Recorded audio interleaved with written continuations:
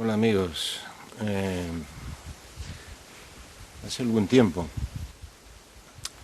una buena amiga mía, Viviana, posteó algo muy interesante de Charles Bukowski, que dice así, os lo voy a leer. Tendría que haber un lugar a donde ir cuando no puedes conciliar el sueño o estás cansado de emborracharte y la hierba ya no da resultado. Y no me refiero a pasarse al hachís o a la cocaína. Me refiero a un lugar a donde ir, aparte de la muerte que aguarda un amor que ya no funciona. Tendría que haber un lugar a donde ir cuando no se puede conciliar el sueño, aparte de un televisor o una peli en el cine, o comprar un periódico o leer una novela. No tener ese lugar a donde ir, lo que crea la gente que ahora está en los manicomios y los suicidas. Supongo que lo que hace la mayoría de la gente cuando no hay a dónde ir es ir a algún lugar o hacer algo que no les satisface ni de lejos.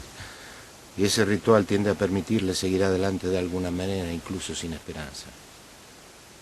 Esas caras que ves todos los días por la calle no fueron creadas del todo sin esperanza. Sé amables con ellas, al igual que tú, no han escapado todavía. A mí personalmente me resonó mucho ese mensaje, porque yo durante mucho tiempo no tuve ese lugar donde ir. Y busqué 30 años en la noche. Busqué en bares, busqué en discotecas, busqué en el teatro, busqué en profesiones, busqué en parejas. Por buscar busqué un sitio donde vivir que era maravilloso. Una preciosidad, una isla tropical en la que estuve 20 años, Tenerife.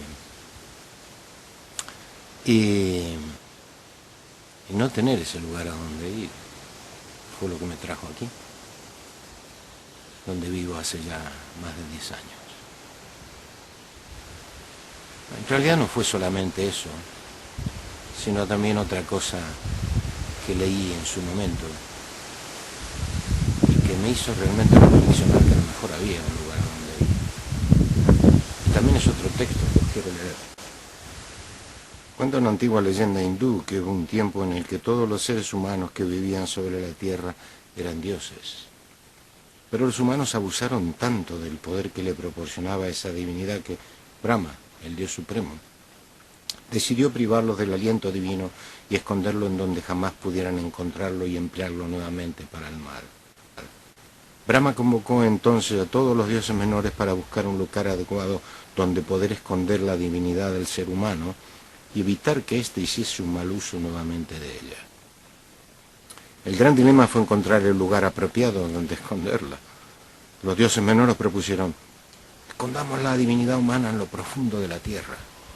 No, dijo Brahma, no será suficiente porque ellos cavarán lo profundo que sea necesario en la tierra hasta encontrarla. Entonces los dioses sugirieron: podemos sumergirla en lo más profundo de los océanos.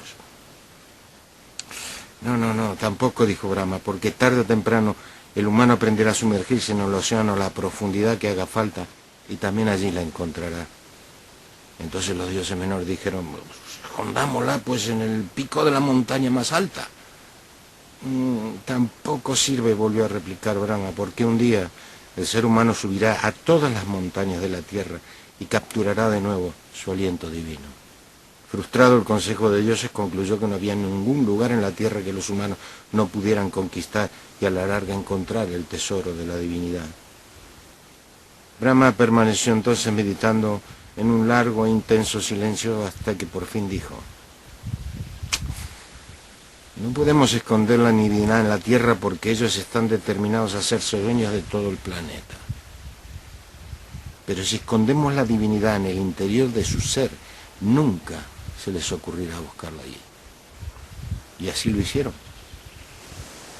Oculto en el interior de cada ser humano está su parte más divina, sin que puedan notar que siempre ha habitado en ellos, formando parte de sí mismo. Y dice la leyenda que desde la noche de los tiempos, el hombre ha recorrido la tierra, ha bajado los océanos, ha subido a las montañas, buscando esa cualidad que lo hace semejante a Dios y que todo el tiempo, sin saberlo, ha llevado siempre a su interior.